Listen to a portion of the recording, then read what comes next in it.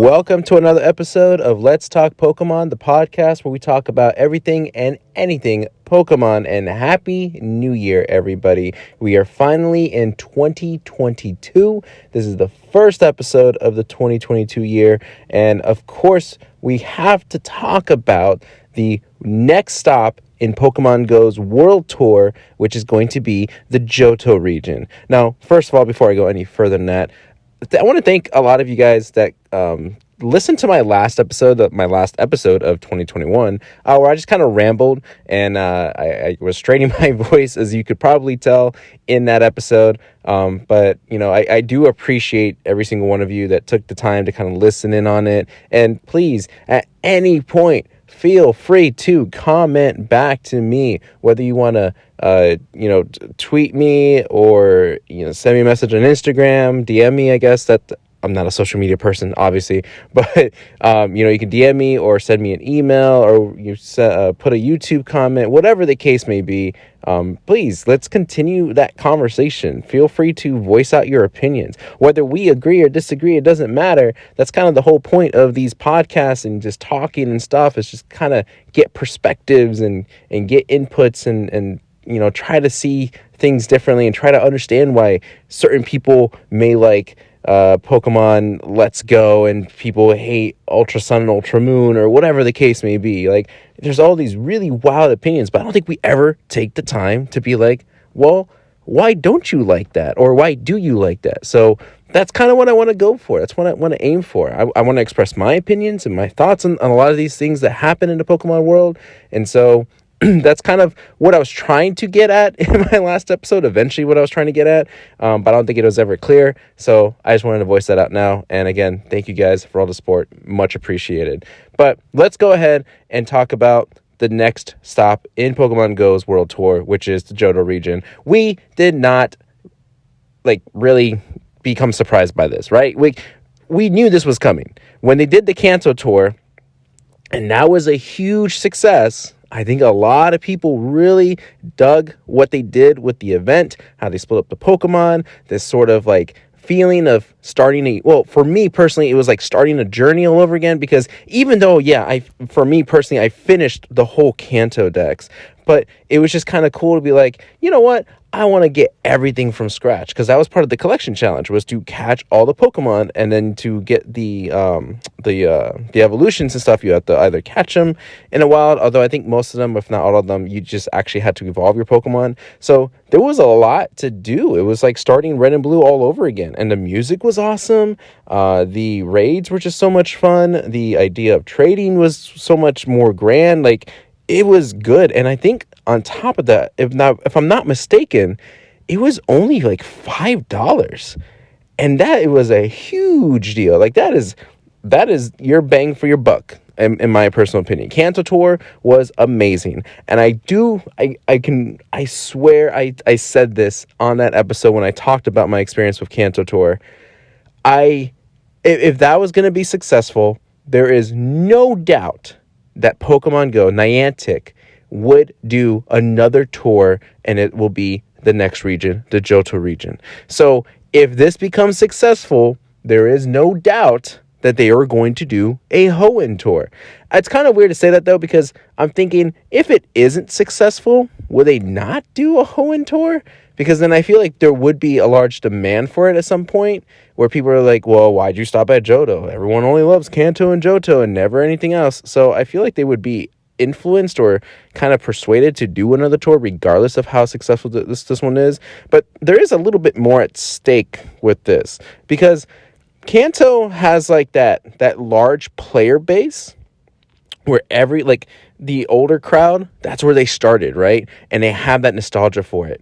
Johto, kind of along the same lines, although that was the second generation. And yeah, there is a group that really cling to Johto and think that Gold and Silver, Heart Gold, Soul Silver are the best Pokemon games made. So, there might be some kind of a spillover from the nostalgia factor, that maybe there is going to be a large crowd coming in for this tour. But I don't think it's as strong or as bold as the Kanto generation. So I'm not sure if Johto is really going to draw in that much and be as successful or draw in as many players as the Kanto Tour did. Because not only does the nostalgia thing kind of have a factor in it, but now another big difference is the price of the Johto Tour. Because if I'm not mistaken, you have to pay $11.99 for the Johto Tour ticket. And I don't think there's any way to like discount that. I mean, we might look at it again as we kind of go through the blog that they posted, but $11.99 is the price that they have for it right now. And they do have the incentives of the sooner you buy it, the more access to research that you have. There's like a limited time research that you'll get in January and another limited time research you get in February if you purchase it before January 10th, which is just in a couple of days. So if you want both, you're going to have to do it pretty much as soon as you hear this, or, you know, right at this, like the sooner the better, before January 10th, obviously. But then if you pass January 10th, then you can still at least, I think you have until February, sometime mid-February to purchase it, and then you'll get the February research. And then if you don't do that, well, then you just have to wait until the day of the event to start. You can still purchase a ticket, but you don't get any of the extra bonuses. Again, we'll probably cover all that again as we go through the blog post, but $11.99 is obviously a little more than double the price of the Kanto Tour. So, you know, people are going to really look at that as go, okay, $12. Are you giving me the same experience, right? Are you going to give me the same kind of music style? Are you going to give me the same trading experience where I can trade so many times and have so many chances of getting lucky friends or whatever? But the other thing is, like, the Pokemon. There's only 100 Pokemon in the Johto Dex versus the 151 technically, with the Kanto Tour, the Kanto Dex. So, you know, you're kind of losing some value there. And yeah, sure, every Pokemon's gonna be shiny, but again, 151 shiny Pokemon versus another 100 Pokemon. Plus, with the Kanto Tour, you had access or could get access to the Masterwork research, which would get you a legitimate shiny Mew, which is like the only third opportunity in the US, or I think out of the entire lifespan of Pokemon, to get a legitimate shiny Mew. What are we going to get this time around? Because we already have shiny Celebi. We already had the opportunity to get shiny Celebi, which was through the it was the movie promotion, right? The Secrets of the Jungle movie promotion, where you can get Zarude and shiny Celebi. So, you know, there's already some loss of value kind of overall with the experience of Johto Tour, but now they've also increased the price of it. And so you kind of have to look at the pros and cons of it. Just some things that kind of ran across my mind, some things you should probably consider before buying a ticket. Me personally, am I going to buy the ticket? Of course. I love Pokemon. I love this game. I love playing Pokemon Go. I'm not a hardcore player, but I am more than the average player. And I like the idea of just kind of going out and just catching all these things. I think I'm going to plan an outing with my friend to spend all day and catch all these Pokemon and try to get all the shiny Pokemon, even though it's probably not going to be plausible because I didn't catch that many shiny during the Kanto Tour. But still, I just like the idea or that concept of, like, here's this big grand event. So I will be purchasing my ticket. I haven't purchased it yet, but I'm going to probably at the end of recording this episode, so that way I get access to the timed research. But without further ado, let's just go ahead and kind of skim through this blog post. And I don't want this to be like a reading club where I'm just reading every single detail. I might at the beginning of this, but then we'll kind of start bullet pointing things, so that way we get to the main parts that we are probably interested in. So if anything, I'll read the intro, and then we'll see where we go from there. So this was posted December 7th, so a month ago. And, you know, it starts off with the whole, we're thrilled to see many trainers enjoy the Kanto event. Here's another one. It's the Johto event. And there apparently will be some in-person event experiences in some areas. This is going to be interesting. I'm going to talk about some things kind of concerning or regarding that as if it comes up again. If not, I just have to remind myself to bring it up towards the end. Well, actually, you know what? Scratch that. Let me just bring it up now. The problem with in-person event experiences is that, and it's like, they couldn't have predicted this, but recently, because of the holiday season, there has been an increased number of COVID cases, and obviously an increase in the new variants that COVID has been found to have, and it's a little concerning. There are some events just recently. One off the top of my head I can think of. There was a Halo event in Raleigh, North Carolina, or I could be completely wrong about location, but there was like a tournament that was supposed to happen in person, but they decided to cancel it just recently because of the rising COVID cases that are happening. So, we have to kind of make sure we keep that in mind, as if some of you are planning to go to these in-person event experiences, that there is possibly a chance that they do cancel these events. And again, let's be clear, it is no fault on them. We cannot blame Niantic for having to cancel these events because of COVID. That is completely unfair, right? We cannot predict what's going to happen with this pandemic, this ongoing pandemic at this point, and whether the increases, decreases, it fluctuates. It all depends heavily on a different number of factors. So if Niantic decides, hey, we had these dates, we had these locations, sorry guys, we had to cancel it, kudos to them. They're doing the right thing if that's what it takes to be safe. So I just wanted to get that out there because I think that's really, really important to consider. Okay, so let's go ahead and move on.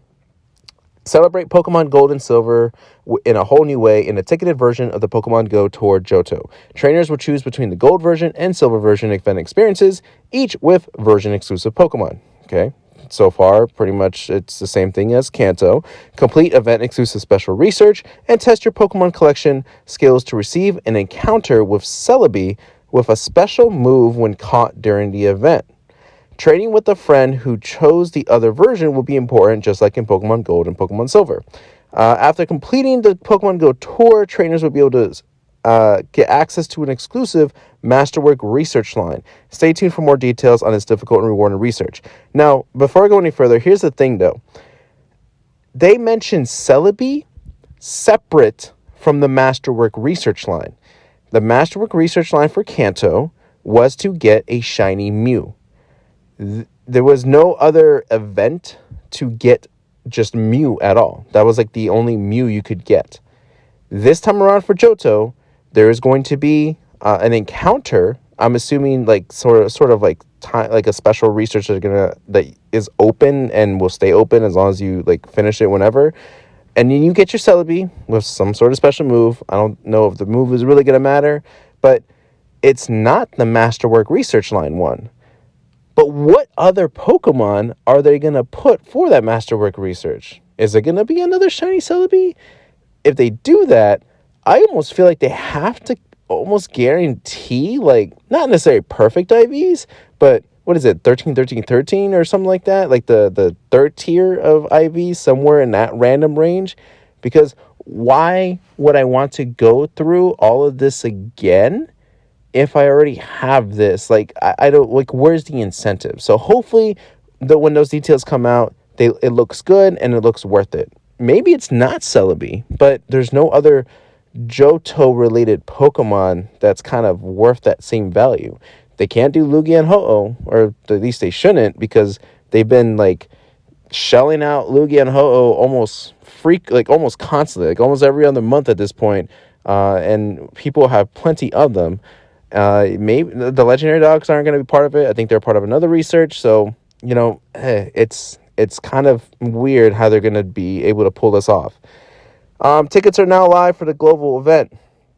Here are the dates for when you need to purchase them. Purchase by Monday, January 10th to get both the January and February timed research. Purchase by Thursday, February 10th to get only the February timed research. So again, January 10th, February 10th, get them as soon as you can if you want the extra research quests. The Johto Tour is going to happen on Saturday, February 26th from 9 a.m. to 9 p.m. and it will be a global event. In addition to the free experience, trainers can purchase a ticket for the exclusive ticketed experience. So very much like last time, right? The ticketed, you can still enjoy catching all the Johto Pokemon and certain things, but the ticket experience will give you additional bonuses, which I'm sure they'll cover here in the blog post. Trainers will be able to participate on an in-person event at a few select locations. This is for Sunday, February 27th.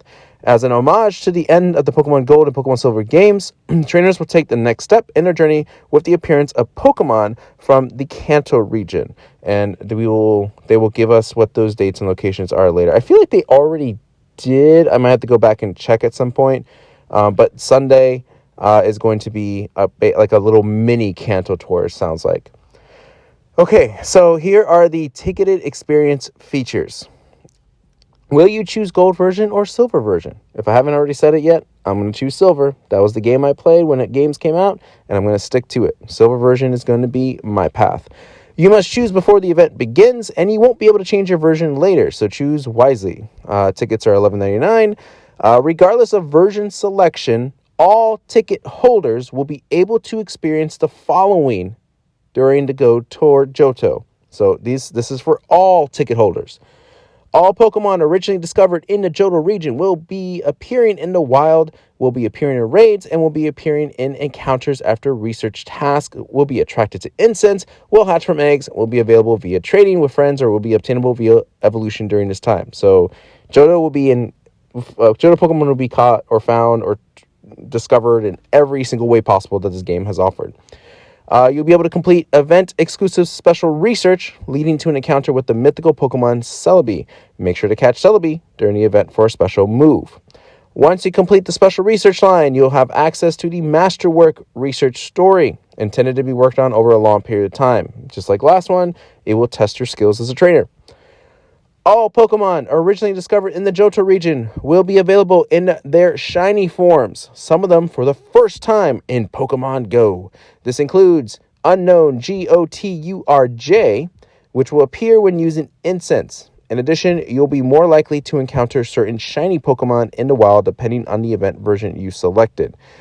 Earn rewards and level up your Elite Collector medal by completing 9 collection challenges. Trainers will need to catch specific Pokemon according to a theme in a limited time frame to complete these challenges. Different Pokemon will be attracted to Incense. A free bundle containing 3 remote raid passes will be available in the shop, and eggs will require 1/4 their normal hatch distance. You'll earn twice the candy for hatching eggs. You'll earn extra candy when catching featured Johto Pokemon. And you'll get up to 9 free raid passes by spinning photo discs at gyms. Again, these 9 free raid passes are ones you have to be at that gym to do. They are not remote raid passes. You'll get an exclusive in-game medal to commemorate the event. And you will take a snapshot for a surprise. And you'll be able to get special stickers by spinning Pokestops and purchasing them in the game shop. Okay, so really it's the candy stuff, like the extra candy for hatching and catching sounds good. The free raid passes sounds good. The obviously all shiny Pokemon will be available for Johto, and then the mythical Pokemon Celebi encounter, and then the Master Research story. Those are your main things that you get when purchasing the ticket. Now, as far as non-ticketed features. So if you're not going to buy the ticket, this is what you get. It's a short list. Some Pokemon originally discovered in Jodo region will be appearing in the wild, raids, hatching from 7K eggs, and then you will have access to certain exclusive Pokemon from certain regions. Pokemon such as Pichu, Cleffa, Igglybuff, and Togepi will be hatching from 2K eggs, and you'll be able to complete timed research related to trainer battles. Sounds kind of not a grand experience. I feel like Johto Tour offered a little bit more than this, but at least if you're missing out on some Johto Pokemon, you have that opportunity, but it's just more limited, because it even sounds like when you try to encounter some of these Johto Pokemon, it's not available in every way possible. It's what it says here: wild, raids, and hatching from 7K eggs. I think when you have the ticket, you have that extra bonus of finding Johto Pokemon through field research. So again, very limited. It's a very small list too. I'm not sure. I mean, I guess if you're not paying anything, not a big deal. But I still think it feels like Johto Tour did offer more than just this. All right, now Johto will feature different versions of the ticketed experience, each with version-exclusive Pokemon. To complete the event's collection challenges, you'll need to trade with friends who have the other event version. Version-exclusive Pokemon will be attracted to Incense during event hours. Additionally, you'll have a greater chance of encountering certain shiny Pokemon depending on which version you choose. So remember, pick carefully. So here we go. Gold version exclusive Pokemon. If you're picking gold, this is what you get. Spinarak, Gligar, Teddiursa, and Mantine will be attracted to incense. And you'll have an increased chance of encountering the following shiny Pokemon: Chikorita, Cyndaquil, Totodile, Spinarak, Igglybuff, Natu, Hoppip, Sunkern, Mischievous, Wobbuffet, Gligar, Shuckle, Teddiursa, Swinub, Mantine, and Ho-Oh. That was all for the gold version. Now, let's move on to silver version. Silver version exclusive Pokemon include Ladybug, Delibird, Skarmory, and Phanpy. Those will be attracted to incense. You'll have an increased chance of encountering the shiny Pokemon Chikorita, Cyndaquil, Totodile, Ladybug, Cleffa, Sudowoodo, Hoppip, Yanma, Pineco, Delibird, Skarmory, Houndour, Phanpy, Miltank, Larvitar, and Lugia. So you decide which ones you want to go for. Sadly, I actually have shiny Lugia. I don't have shiny Ho-Oh, but I am picking silver, so I'm kind of out of luck there. All right, here we go. First ever Pokemon Go Tour in-person event experience. As your Johto journey winds down, trainers in a few select cities will be able to continue celebrating with a special step back into Kanto event on Sunday, February 27th. This optional event experience is completely separate from the main Pokemon Go Tour Johto event. You can choose to participate in both the global event and the in-person one, or just one of them. The choice is yours. Remember, the adventures in Pokemon Go Tour Johto can only be experienced on February 26th. And that's pretty much where all the information ends. So it kind of sounded like a lot, but it's also not a lot. It's the outline of it, but we're not getting the full details just yet. I'm sure when we get closer to, let's say February, then they'll probably push out more of what the actual Masterwork research story is, or how do you get access to the legendary dogs, maybe, or cats, whatever. I mean, there's a whole debacle there. Raikou, Suicune, and Entei. And yeah, I'm sure they will mention much more than that. But I don't know. What do you guys think? Because it doesn't sound right away. It doesn't sound like it's worth the $12. And it sounds like Kanto was much more valuable than the Johto Tour already. So I don't know if that's really good or bad. It may be too early to tell.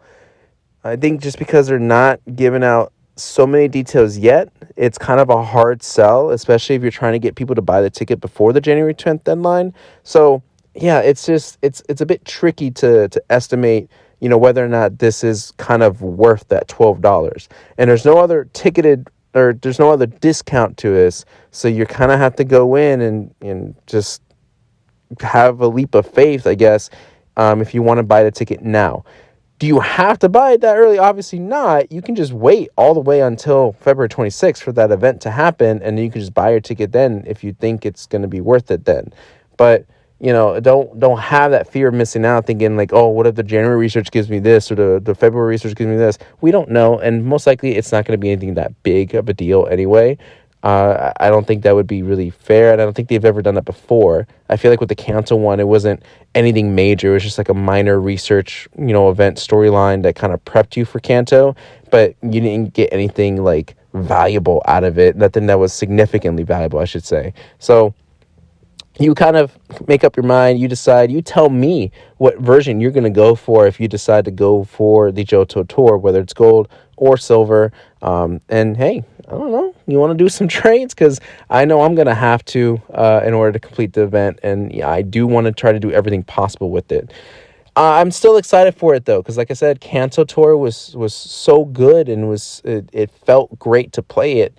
So I can only imagine Johto Tour, the feeling would still be there. I think it's going to be not as high as Kanto, just because, again, $12, You're not getting as much value out of it, right? At least right away. Right now, it doesn't sound like you're getting as much value out of it. But still, it's nice to kind of have another big event like this happening.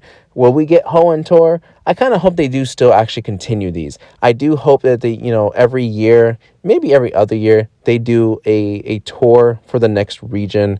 I think it would be really nice. It'd definitely be a really good opportunity for new players that coming in, they can catch up on a lot of the Pokemon they missed out. And plus, if now that all Johto Pokemon are going to have shiny appearances, I mean, that's great. So that's a one way of saying, here you go, trainers, have them all, have all these shiny opportunities. And that makes it worth trying to look at the Pokemon that pop up, throughout the year.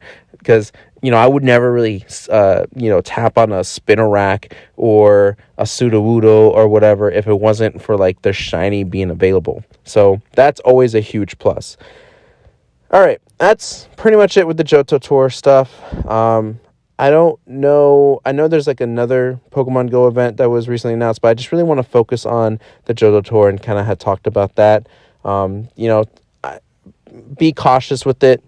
I actually I'm leaning more towards don't necessarily spend the $12 yet unless you are that aggressive or that hardcore of a player that you tend to do every single thing.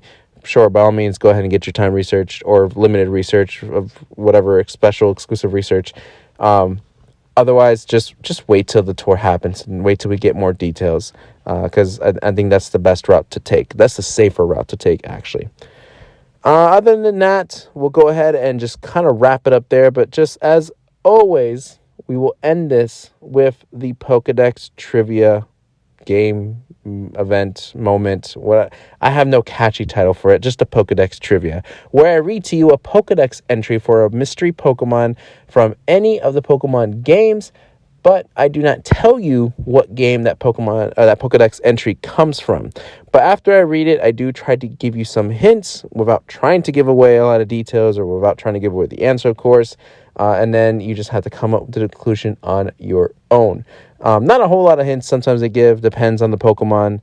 But, just a fun little thing, kind of test your knowledge of Pokemon and how often you kind of read the Pokedex. Because sometimes I read the Pokedex. No, actually, I always read the Pokedex entries for when I catch a Pokemon. But I don't tend to go back and remember them. It's like I reread them and it's like, oh, I didn't know that. But then I'm thinking, I read this before. Why don't I remember this? So, everyone's a bit different. But this I always like doing this because I always tend to learn about new things with these Pokemon. Because afterwards we do read about the trivia for it. All right, so here we go. Here is your Pokedex trivia, or your Pokedex entry, I should say, for this episode's Pokemon. Its thin, wing-like antennae are highly absorbent.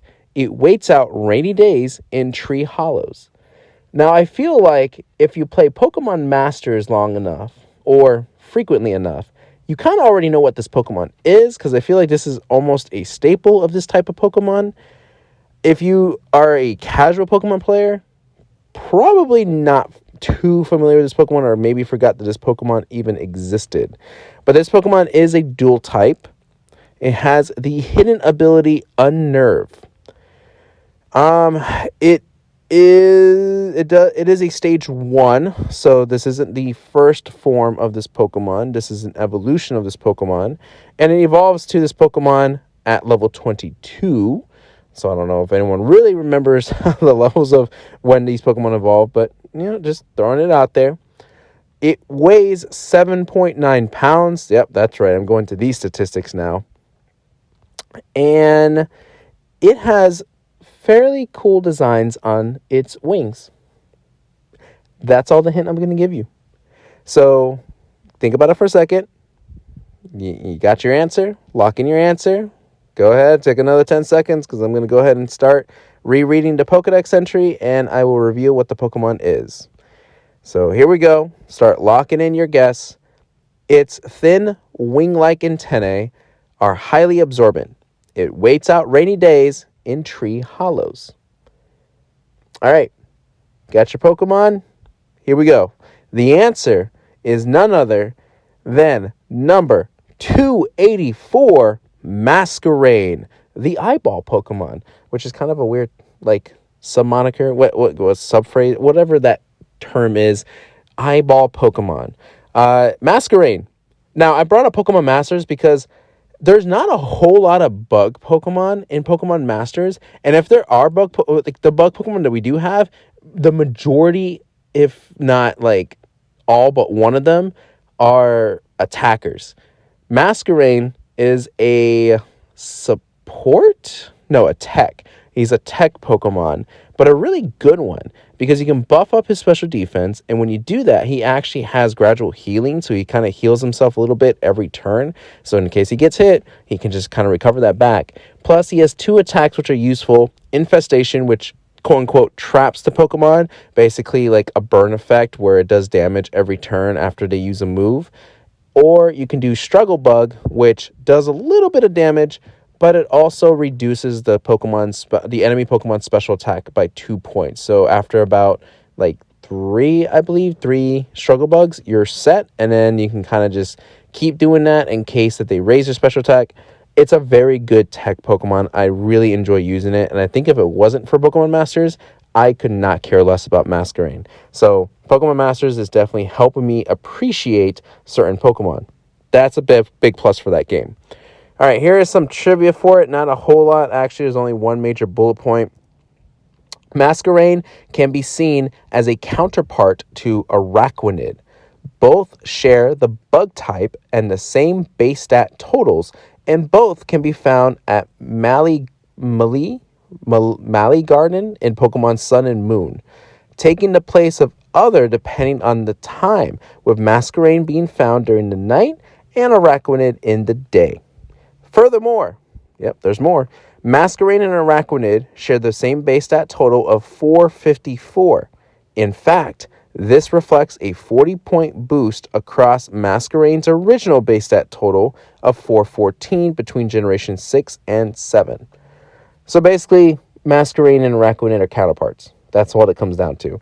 It's not really that interesting. It's kind of a shame because I feel like Masquerade has more to it. You know what? In fact, let's go ahead and read the origin behind this. Just to kind of make sure everyone's clear, I am pulling all this information from Bulbapedia. So, in case you want to go read it on your own or explore more about Masquerade, because Bulbapedia is a great resource. It has a lot of information about all these Pokemon. That's where I'm reading this from. So here is its origin. This is the first time we've actually done this for a Pokemon. Masquerade seems to be based on a variety of insects. Although rarely shown, it apparently has the ability to walk on the surface of water using its wings, as if they were legs. So it may be based on a water strider. Isn't that what Surskit's supposed to be based on? Its Japanese name suggests inspiration from moths, many of which use eye spots, hence probably why the eyeball Pokemon, to frighten would-be predators. Its habitat, translucent wings, and hovering flight patterns are reminiscent of dragonflies, damselflies, and its raindrop-shaped head resembles some lanternflies. Its mimicry of an angry face is similar to a mask or cat face. I wouldn't say it's like the greatest design. I feel like the lower half of Masquerade is a little underwhelming. Like, I feel like they could have done something. But like I said, the wings are pretty cool. And it does, now that I look back on it, it does look like it has an angry face as a whole. Because the wings that have the design on them very much look like eyes. So that part of Masquerade is very, very cool. And again, Pokemon Masters helped me appreciate this Pokemon more. So go out and play Pokemon Masters, because I think it doesn't get enough credit. But that's pretty much it. So that is the Pokemon of this episode, and that pretty much wraps up our episode. So once again, thank you guys so much for listening and for kind of chiming in on our talk about the Pokemon Go Johto Tour. And of course, if you ever want to continue the conversation or reach out to me in any way, you can find me on Twitter and Instagram at SpartanStrike07, or you can also email me at SpartanStrike07@gmail.com. Of course, that will be listed down in the show notes for you to go find. And without further ado, thank you guys. Again, I feel like I always say that every episode, like 1,000 times. Thank you, thank you, thank you. Truly, I appreciate it. I really do. You have no idea. But yeah, all right, here we go. Talk to you guys next time so we can continue talking about everything and anything Pokemon.